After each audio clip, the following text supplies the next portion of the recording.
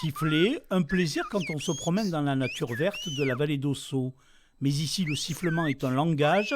Philippe Biou, professeur d'occitan, fait partie des nouveaux passionnés. Depuis 10 ans, il forme de nouveaux adeptes. Apprendre à siffler, c'est traduire la langue occitane. Pratiquer un langage sifflé, ça consiste à parler le plus naturellement possible, à cesser de faire vibrer les cordes vocales, mais de remplacer ces vibrations des cordes vocales par des sifflements. Alors, par exemple, je peux siffler les 4 voyelles de base, I, E, A, O, et après tu essaieras.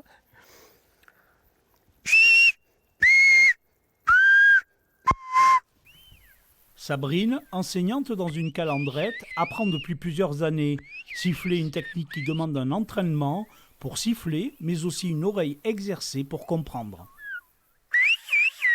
Siffler, c'était pas un souci, c'était après pouvoir siffler les mots.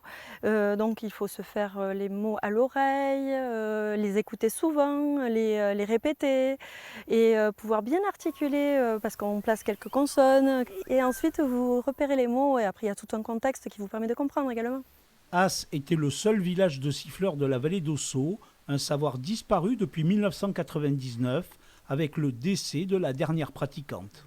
Il a fallu attendre une douzaine d'années après pour qu'un passionné, un jeune professeur retraité qui s'appelle Gérard Pucheux, finalement se dise pourquoi pas ne pas aller retrouver la technique permettant de siffler la parole là où elle vit toujours, là où elle existe toujours, c'est-à-dire à l'île de la Gomera, dans l'archipel des Canaries. Siffler chanter ou siffler pour parler, un plaisir pour le promeneur, une vraie langue universelle.